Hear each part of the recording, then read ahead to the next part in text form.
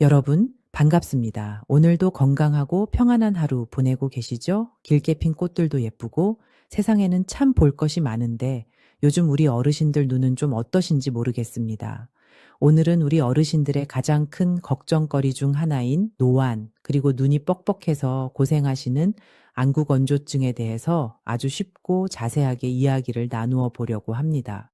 본격적인 이야기를 시작하기 전에 제가 꼭 당부드리고 싶은 말씀이 한 가지 있습니다. 오늘 제가 들려드리는 이야기는 우리 어르신들이 일상에서 참고하실 수 있는 일반적인 건강 정보입니다. 결코 병원에서의 진료나 의사 선생님의 처방을 대신할 수는 없거든요. 혹시라도 눈이 평소보다 너무 불편하시거나 갑자기 증상이 심해지신다면 미루지 마시고 꼭 가까운 안과 전문의를 찾아가 진료를 받으셔야 한다는 점 약속해 주셔야 합니다. 자, 여러분, 우리가 나이가 들면서 내 몸이 예전 같지 않다고 가장 먼저 느끼는 곳이 과연 어디일까요? 아마 지금 이 영상을 보고 계신 많은 분이 고개를 끄덕이면서 당연히 눈이지 라고 말씀하실 겁니다. 아침에 눈을 뜨면 눈이 뻑뻑하고 침침해서 저절로 손이 눈가로 가게 되죠. 자꾸 비비게 되고요. 신문을 보거나 핸드폰 문자를 확인하려고 하면 글씨가 흐릿해서 자꾸만 팔을 멀리 뻗어서 보게 되시잖아요. 어느 날 갑자기 바늘기 꿰는 게 너무 힘들어지고 식당에 가서 메뉴판 글씨를 보려는데 초점이 안 맞아서 당황스러웠던 적 있으시죠? 아이고, 나도 이제 다 됐나 보다 싶어 서운하기도 하고 답답하기도 하셨을 거예요. 하지만 너무 걱정하지 마세요. 오늘 이 시간만 저를 잘 따라오시면 여러분의 소중한 눈 건강을 지키는데 아주 큰 도움이 될 수 있습니다. 지금부터 제가 드리는 말씀에 귀를 기울여 보세요. 자, 여러분, 한번 생각해 보세요. 우리 몸을 하나의 집이라고 친다면 우리 눈은 그 집의 창문과도 같습니다. 집 안에서 바깥 세상을 보려면 창문이 아주 깨끗하고 맑아야 풍경이 잘 보이겠죠?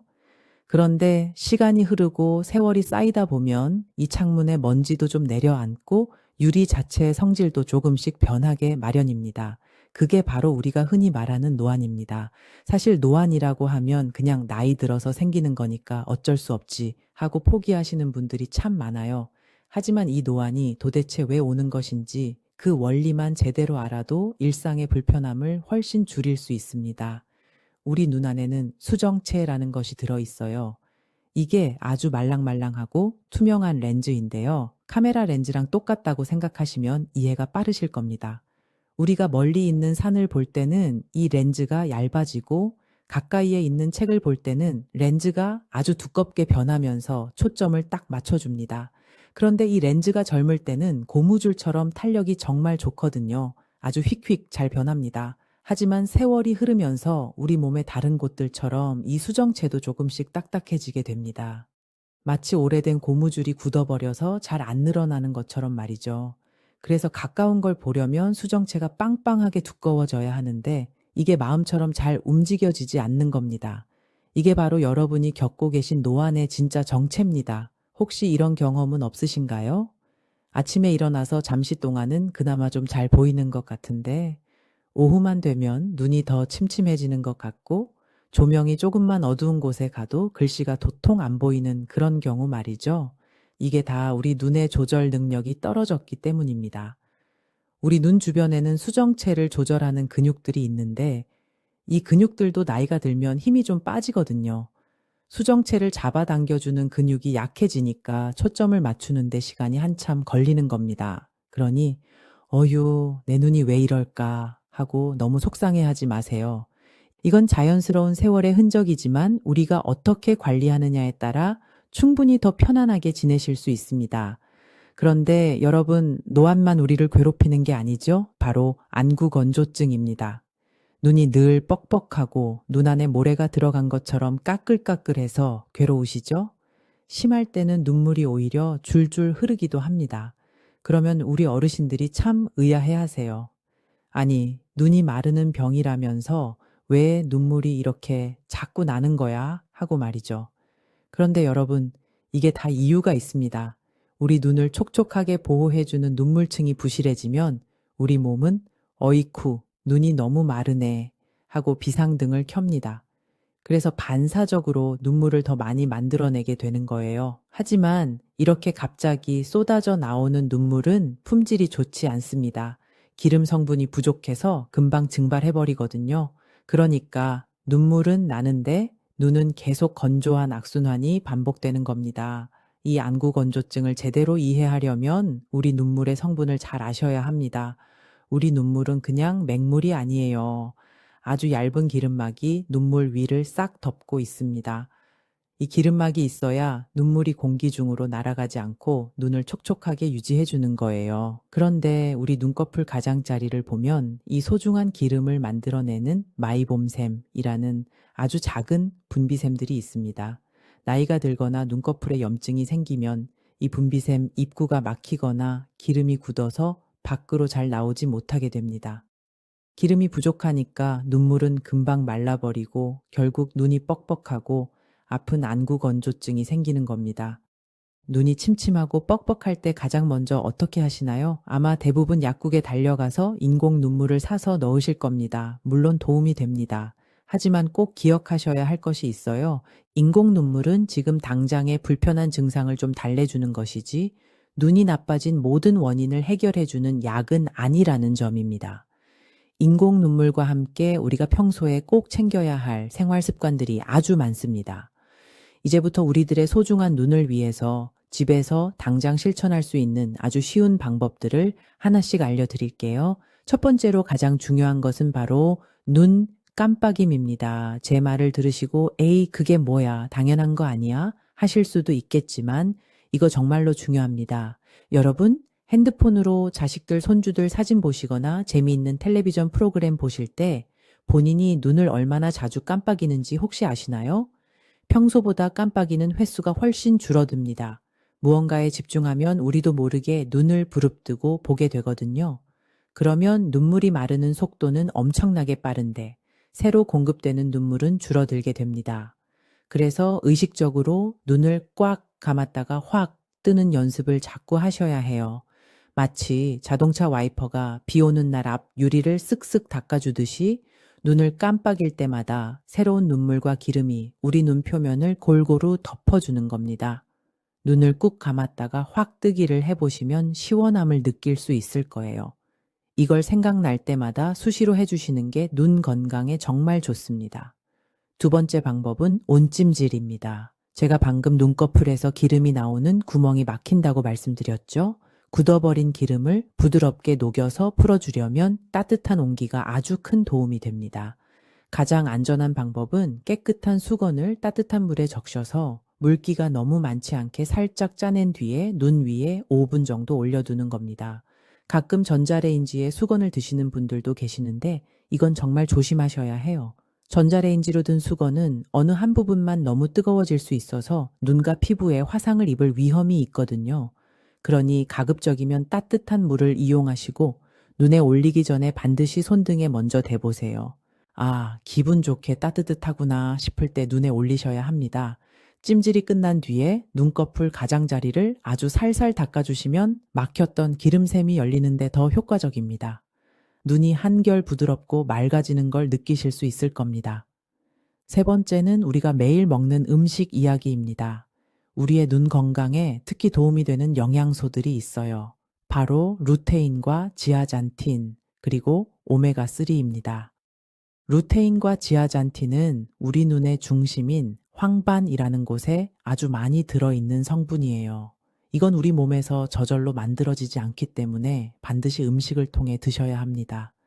시금치나 케일, 브로콜리 같은 진한 초록색 채소에 아주 풍부하게 들어있어요. 평소에 나물 반찬 골고루 잘 챙겨 드시는 게 최고입니다. 그리고 오메가3는 우리 눈꺼풀의 기름샘에서 나오는 기름의 질을 좋게 만드는데 도움이 될 수 있다는 연구 결과들이 많습니다. 고등어나 연어 같은 등 푸른 생선, 아니면 들기름이나 아마씨유 같은 곳에 많이 들어있어요. 영양제를 따로 챙겨 드시는 것도 방법이지만 평소 식단에서 생선 자주 드시고 나물에 들기름 한 방울 톡 떨어뜨려 드시면 충분히 챙기실 수 있습니다. 혹시 영양제를 따로 사서 드실 계획이라면 평소 드시는 다른 약들과 충돌하지 않는지 꼭 약사나 의사와 상의하고 정해진 약만 드시는 것이 안전합니다. 자, 여기서 잠시 우리 어르신들이 흔히 하시는 오해를 하나 짚고 넘어갈게요. 안경 쓰기 시작하면 눈이 더 빨리 나빠진다고 생각해서 돋보기를 절대 안 쓰려고 버티시는 분들 계시죠? 자꾸 안경에 의지하면 눈 근육이 게을러져서 나중엔 안경 없인 못 산다고 말씀하시기도 하고요. 그런데 여러분, 이건 정말 잘못된 상식입니다. 눈이 잘 안 보이는데 억지로 힘을 줘서 보려고 하면 우리 눈 근육은 훨씬 더 빨리 지치고 피로해집니다. 이건 마치 발에 맞지도 않는 작은 신발을 신고 억지로 산에 오르는 것과 마찬가지예요. 내 눈 상태에 딱 맞는 안경이나 돋보기를 쓰는 것이 오히려 눈의 피로를 덜어주고 우리 생활을 훨씬 편안하게 만들어줍니다. 돋보기를 쓴다고 해서 노안이 더 빨리 진행되는 건 아니니까요. 참지 마시고 안과나 안경원에서 정확하게 도수를 측정해서 사용하세요. 그게 내 눈을 아끼는 길입니다. 그리고 집안의 조명도 한번 살펴보셔야 합니다. 전기료 아끼신다고 거실 불 하나만 켜고 어둑어둑하게 지내시는 경우가 많잖아요. 그런데 책을 읽으시거나 바느질처럼 세밀한 일을 하실 때는 꼭 밝은 스탠드를 따로 켜셔야 합니다. 어두운 곳에서 눈을 혹사하는 것이 눈 피로를 부르는 지름길이거든요. 특히 조심하셔야 할 게 있습니다. 밤에 잠자리에 누워서 불을 다 끄고 핸드폰을 오래 보시는 거예요. 이건 정말 눈에 좋지 않습니다. 어두운 방에서 아주 밝은 화면을 가까이서 오랫동안 들여다보면 눈 근육이 쉴 틈이 없고 안구 건조증도 훨씬 심해집니다. 만약 꼭 보셔야 한다면 방에 작은 조명이라도 켜둔 상태에서 보시고 시간을 정해두고 눈을 쉬어가며 보시는 게 좋습니다. 이제 제가 여러분께 눈의 피로를 싹 풀어주는 5분 눈 체조를 하나 알려드릴게요. 이건 특별한 기구가 필요한 것도 아니고 장소 가릴 것 없이 어디서든 하실 수 있습니다. 먼저 등을 곧게 펴고 아주 편안한 자세로 앉으세요. 그런 다음 양쪽 손바닥을 서로 아주 세게 비벼보세요. 손바닥에서 뜨끈뜨끈한 열이 느껴질 때까지 비비시는 겁니다. 그리고 두 손을 오목하게 만들어서 눈 위에 살짝 올려주세요. 눈을 감은 상태로 그 손바닥의 따뜻한 기운이 내 눈 속으로 스며든다고 생각하면서 해보시면 눈 주변의 긴장이 스르르 풀리고 눈의 피로도 조금씩 풀린답니다. 그 다음에는 눈동자를 굴리는 연습을 할 겁니다. 머리는 가만히 고정하시고요. 눈동자만 천천히 움직이는 거예요. 위로 한 번, 아래로 한 번, 그리고 오른쪽으로 한 번, 왼쪽으로 한 번 보내보는 겁니다. 그리고 시계 방향으로 눈동자를 아주 크게 한 바퀴 돌려보고 시계 반대 방향으로도 크게 한 바퀴 돌려보시는 거예요. 마치 내 눈동자로 아주 커다란 원을 그린다고 생각하시면 됩니다. 여러분, 우리가 세월의 흐름을 막을 수는 없습니다. 하지만 그 세월이 남긴 흔적을 잘 다독이고 보듬으면서 살아갈 수는 있습니다. 눈이 조금 침침해졌다고 해서 이제 나도 늙어서 쓸모가 없네 하고 서글퍼하지 마세요. 여러분이 그동안 이 귀한 눈으로 얼마나 많은 것들을 보며 살아오셨습니까? 사랑하는 자식들 커가는 모습도 보셨고 세상의 아름다운 풍경들도 담으셨죠. 그리고 수많은 지혜가 담긴 책들도 보셨잖아요. 그동안 정말 고생 많았던 여러분의 눈입니다. 이제는 고생한 내 눈에게 휴식도 주고 정성스럽게 돌봐줘야 할 때가 된 것뿐입니다. 오늘 제가 말씀드린 것들 전혀 어렵지 않으시죠? 자꾸 깜빡이기, 따뜻한 수건으로 기분 좋게 찜질하기, 초록색 채소랑 생선 잘 챙겨 먹기, 그리고 너무 어두운 곳에서 눈 쓰지 않기, 이런 작은 습관 하나하나가 모여서 우리 어르신들의 눈을 훨씬 더 편안하게 만들어줄 수 있습니다. 아, 그리고 제가 꼭 하나 더 당부드리고 싶은 게 있어요. 가끔 눈에 뭐가 들어간 것 같다고 소금물로 눈을 씻어내거나 손으로 눈을 마구 비비는 분들이 계시는데 이건 정말로 위험한 행동입니다. 집에서 만든 소금물은 농도가 정확하지 않아서 오히려 눈을 보호하는 막을 손상시킬 수 있고요. 손에 묻어있는 보이지 않는 세균들이 눈으로 들어가면 아주 큰 염증을 일으킬 수 있거든요. 눈이 너무 불편할 때는 깨끗한 인공 눈물을 충분히 넣어서 흘려보내거나 흐르는 깨끗한 물로 아주 살살 헹궈내세요. 그래서 1년에 한 번 정도는 아무 증상이 없더라도 정기 검진을 꼭 받으시는 게 좋습니다. 녹내장 같은 병은 초기에는 내가 느끼는 증상이 거의 없어서 검사로만 찾아낼 수 있는 경우가 많거든요. 미리미리 점검하고 관리하는 것이 가장 현명한 방법입니다. 그리고 눈에 비타민 A가 좋다는 이야기 들어보셨을 거예요. 비타민 A는 우리 눈 망막에서 빛을 감지하는 성분을 만드는데 꼭 필요한 영양소입니다. 당근에 들어있는 베타카로틴이라는 성분이 우리 몸속에 들어가면 비타민 A로 변하는데요. 이건 기름에 살짝 볶아서 드실 때 우리 몸에 훨씬 더 흡수가 잘 됩니다. 다만 비타민 A 영양제를 따로 드실 때는 과다 복용하지 않도록 정말 주의하셔야 합니다. 음식으로 드시는 건 괜찮지만 영양제로 너무 많은 양을 오랫동안 드시면 오히려 몸에 부작용이 생길 수 있거든요. 반드시 권장량을 지키셔야 합니다. 그리고 달걀 노른자에도 루테인과 지아잔틴이 풍부하게 들어있어요. 평소 식사하실 때 달걀 하나씩 곁들이시면 눈 건강에 참 좋습니다. 많은 분들이 마시는 차에 대해서도 물어보십니다. 결명자차나 구기자차가 눈에 좋다는 소문 다들 들어보셨죠? 옛날부터 전해 내려온 좋은 차들이긴 하지만 그렇다고 모든 분에게 다 좋은 건 아닙니다. 결명제는 안트라퀴논이라는 성분이 들어있는데 이걸 너무 오랫동안 많이 드시면 위장이나 간에 부담을 줄 수도 있고 설사를 하시는 분들도 계세요. 또 구기자도 피를 맑게 하는 약 와파린 같은 항응고제를 드시는 분들에게는 약효에 영향을 줄 수 있다는 보고가 있습니다. 가장 좋은 건 그저 미지근한 물을 자주 마시는 거예요. 여러분, 사실 우리 눈의 가장 큰 적은 쉴 틈 없이 눈을 사용한다는 거예요. 옛날에는 해가 지면 쉬고 잠자리에 들었지만 요즘은 밤늦게까지 밝은 조명 아래서 화면을 들여다보며 살고 있잖아요. 우리 눈도 쉬어야 합니다. 낮 동안 열심히 일한 내 눈을 위해 밤에는 충분히 잠을 주무세요. 잠을 푹 자야 눈물도 충분히 만들어지고 지친 눈 근육도 다시 힘을 얻을 수 있습니다.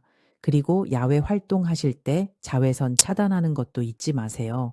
햇빛 속의 자외선이 눈에 계속 쌓이면 백내장이나 황반변성 같은 병이 생길 위험이 커진다는 연구들이 많습니다. 햇살이 강한 날에는 자외선을 잘 막아주는 선글라스를 쓰시거나 챙이 넓은 모자를 꼭 챙겨 쓰시는 습관을 들이세요.